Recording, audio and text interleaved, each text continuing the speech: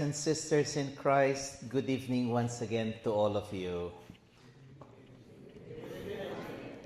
It is with great joy that I join you at this Marriage and Family Enrichment Retreat here at this beautiful and peaceful San Damiano Retreat Center. And I bring to you the warm greetings and blessings of our Bishop Oscar Cantu and of the entire Diocese of San Jose. I wish I knew how to speak Vietnamese. However, I sent to me a translation in Vietnamese of this talk. Okay? So he'll be sending to your facilitators the draft of my talk, and I hope it would be more understood that way.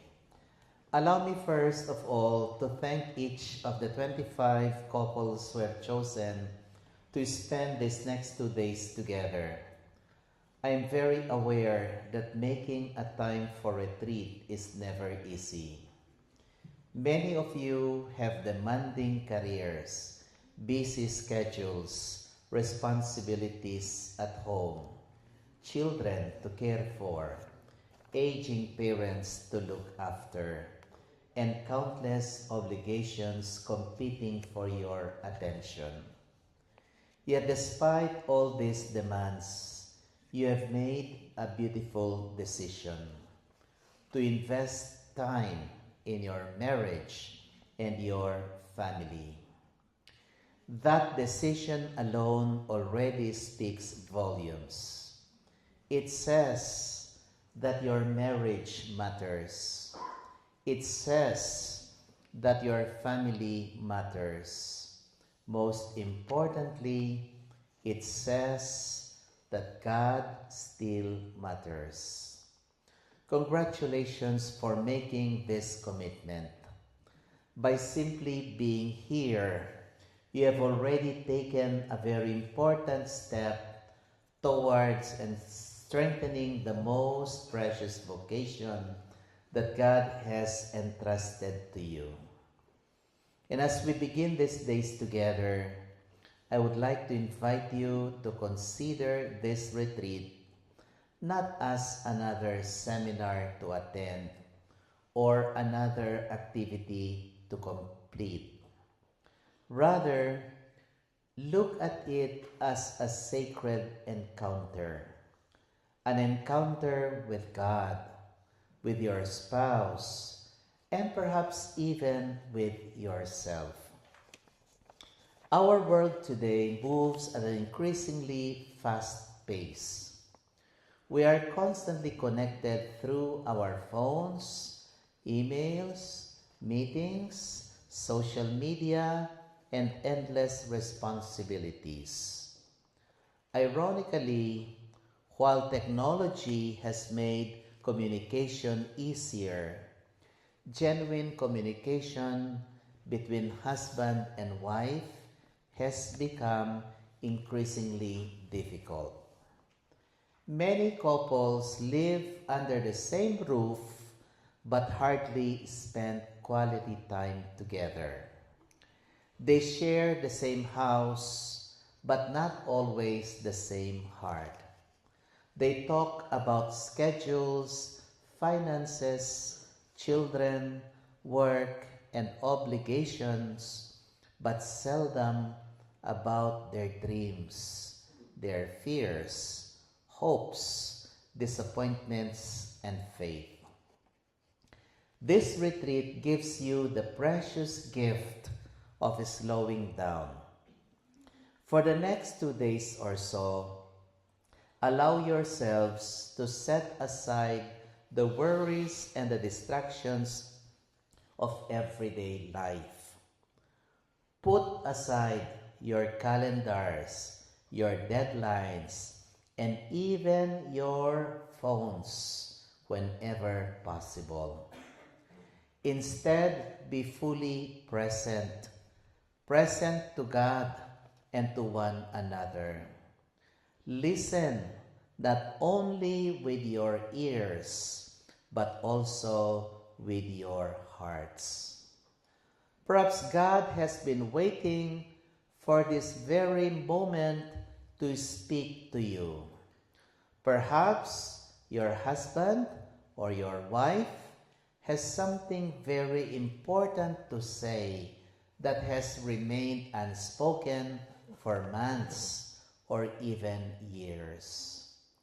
That is why do not allow this opportunity to pass by. The scriptures remind us that be still and know that I am God. Sometimes God speaks not through extraordinary miracles, but through quiet conversations, gentle forgiveness, sincere listening, and loving silence. Marriage itself is one of God's greatest miracles. When a man and a woman freely give themselves to one another before God, something sacred happens. Their love becomes a visible sign of God's invisible love for humanity. That is why the Church teaches that marriage is not merely a contract but a sacrament. It is a vocation. It is a calling. It is a path to holiness. Many people think holiness belongs only to priests, religious, sisters, monks, or missionaries. Nothing could be further from the truth. The vast majority of saints are called to become holy, but not inside monasteries, but inside ordinary homes. The kitchen can become a chapel. The dining table can become an altar of thanksgiving. The living room can become a classroom of faith. Parents become the first teachers of the gospel. Children learn forgiveness by watching their parents forgive each other. They learn generosity from their watching how their parents serve. They learn prayer by seeing their parents kneel together before God. That is why the Church calls the family the domestic church. Long before children hear a homily at church, they experience one at home. Long before they read the sacred scripture, they read the lives of their parents. Your marriage, therefore, is far more than a private relationship. It is a public witness to the gospel. Today, perhaps more than ever, the Church and our society desperately need faithful married couples. We live in a culture where marriage is often seen as temporary commitment. Commitment is sometimes considered optional, and individual happiness is sometimes more valued than sacrificial love. Many young people grow up wondering whether lifelong marriage is even possible. They need living examples. They need to see husbands and wives who continue loving one another through sickness and health, success and failure, joy and sorrow, prosperity and hardship. My dear friends, perfect marriages do not exist. Perfect spouses do not exist. But faithful spouses do exist. forgiving spouses do becomes a proclamation of the gospel without even saying a single word. During this retreat, I encourage each of you to reflect deeply upon God's incredible love for you. Remember that before you loved your spouse, God loved you first. Before you choose one another, God chose both of you. For your marriage is part of God's loving plan. And as you reflect upon God's love, allow yourselves also to rediscover how that same love is expressed every day through your husband or wife, through your children, and through your family life. Sometimes we become so accustomed to one another that we begin to notice only weaknesses or imperfections. This retreat invites you to rediscover gratitude. Perhaps this weekend is an opportunity to say thank you more often. Perhaps it is also a time to say, I forgive you. Perhaps it is a time to say, I am sorry. Perhaps it is simply time to say once again to your husband or to your wife, I love you. Those simple words have the power to heal wounded hearts and restore broken relationships. My dear friends, I also hope that this retreat will awaken within each of you a renewed apostolic spirit. The Christian family is not called merely to preserve the faith, but also to proclaim it.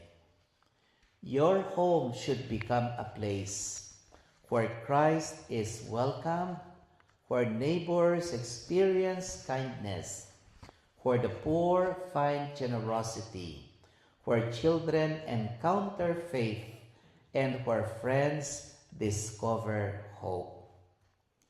Every Catholic family is called to become a missionary family. Not everyone is called to preach from a pulpit. Not everyone is called to travel to foreign lands. But every husband and wife can evangelize through the witness of a joyful marriage. People are drawn not only by beautiful words, but by beautiful lives. And so, as we look ahead, what do I hope this retreat will accomplish? First, I pray that communication between husband and wife will become stronger. May you learn not only to speak honestly, but also to listen lovingly. Second, I pray that prayer together will become a regular part of your married life. As you all know, families that pray together truly do stay together. Not because they avoid problems, but because they invite God into those problems. Never underestimate the power of folding hands and praying together before going to sleep. Third, I hope you will become even more active participants in the life and mission of your parish community. The church needs your gifts. The church needs your witness. The church needs your joyful presence. Finally, I hope you will return home ready to share the blessings that you receive during these days with your children, your relatives, your friends, and to other families. Strong families build strong parishes. Strong parishes build a strong church. And a strong church becomes a beacon of hope for our world. And so, my dear brothers and sisters, to these 25 couples, most especially, thank you once again for saying yes to God's invitation for you to come here. Entrust these 2 days to the Holy Family of Nazareth, to Jesus, Mary, and Joseph, the perfect model of love, unity, prayer, sacrifice, and faithful family life. May they accompany every conversation, every reflection, every prayer, every moment of reconciliation, every smile, every tear, and every grace that you will receive throughout this retreat. May this weekend become not simply another retreat that you have attended, but a turning point in your marriage, a renewal of your vocation, and a new beginning for your family. I would like also to take this opportunity to thank all the couples who are here supporting these 25 couples. You are here today because you also have been touched by the Spirit when you made your weekend retreat. And you have made it a point to serve these incoming couples today because you believe on the value and the blessing of this weekend retreat. And so I pray that God may continue to bless you, our dear couples who are volunteering this weekend, your children, and the rest of your families. May God bless each of your marriages. May you also bless your children and your families, and may He make each of your homes a living reflection of His infinite love. Thank you, everyone, and may God bless you all.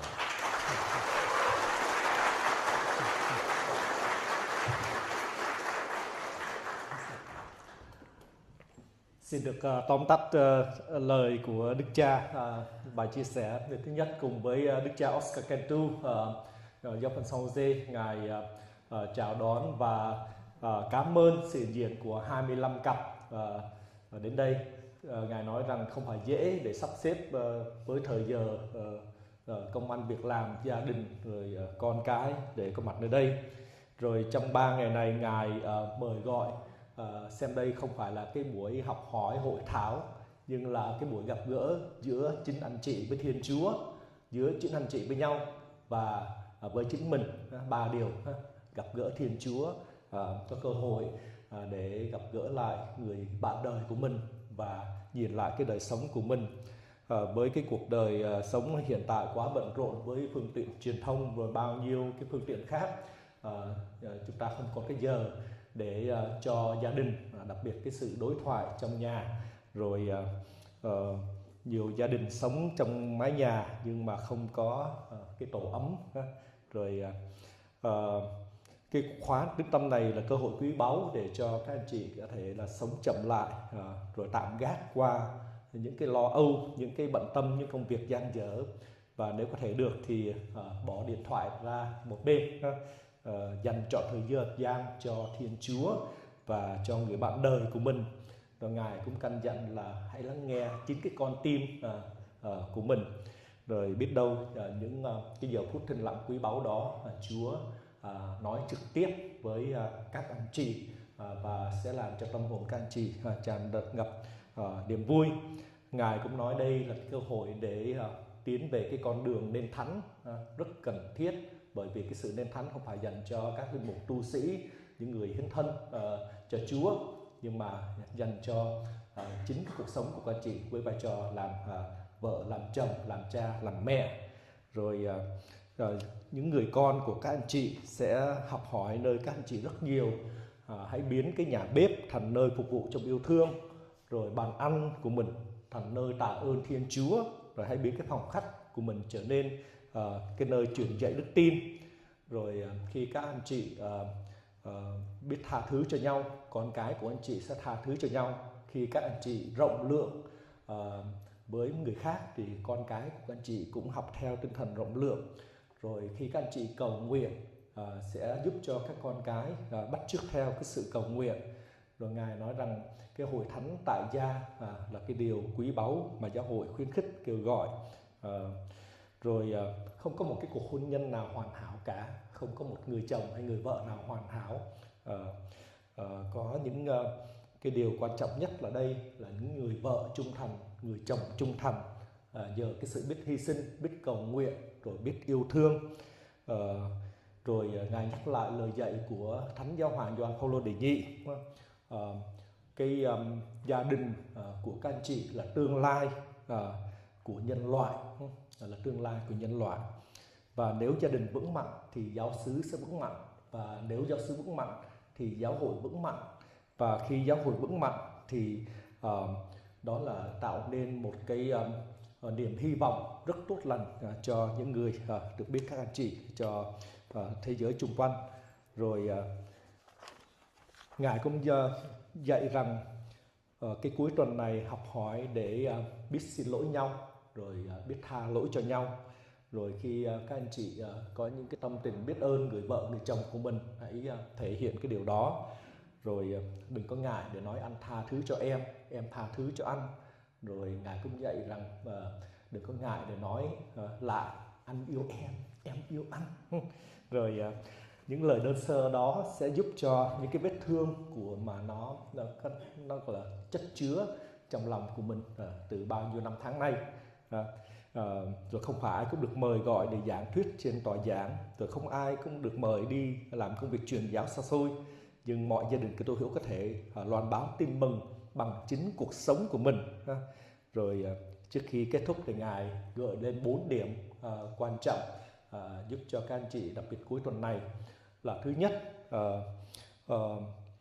sau khóa tĩnh tâm này cố gắng biết đối thoại với nhau.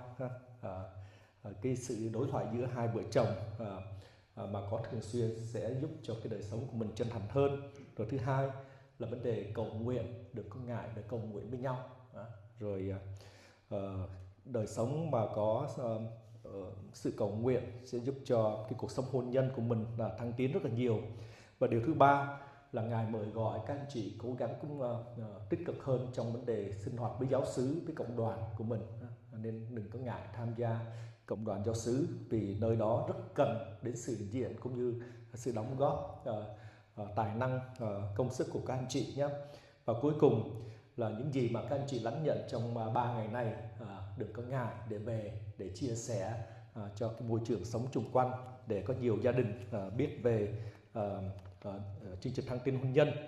Rồi Ngài nói rằng Ngài phó dâng các anh chị nơi sự quan phòng chở che của Thiên Chúa, và Ngài sẽ dâng lời cầu nguyện cho 25 cặp, đặc biệt trong cuối tuần này, cũng như cầu nguyện cho tất cả những ai đang có một đời sống hôn nhân gia đình. Bishop Andy, thank you so much for your insight, for your wonderful spirit and teaching. I believe with this opening, they would have a great weekend. Big round of applause to thank our bishop.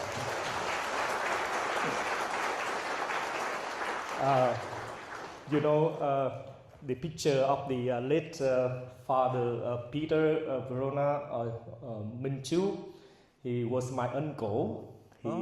He just found this program years ago, and then he taught me a lot of wonderful things as well. Through him, I have a great inspiration. First of all, to work for the youth, and now for the family with this marriage family enrichment program. And there are 3 books written in English by Father Peter Chu, and we would like you to thank you. have it. Thank you. Thank you, Father. Yeah. Thank you so much. Happy. Okay, Bishop. Now we ask you to bless the candle and also give us a final blessing also. Our help is in the name of the Lord who made heaven and earth. Let us pray. God, our loving Father, we ask for your blessings for these candles, which will symbolize the 25 couples undergoing this marriage enrichment retreat this weekend. We ask you to open their hearts and their minds, and may these candles, which will continue to be lit, bring them the light they need in their lives. Make them appreciate the light. May they see always the light of your love and your blessing through the daily events of their lives. Through the intercession of the Holy Family, Jesus, Mary, and Joseph, bless and sanctify these couples as signified or symbolized by these 25 candles. May your light touch their hearts, give warmth to their hearts, and enlighten their minds. We ask this through Christ our Lord. Amen. Give us a blessing also.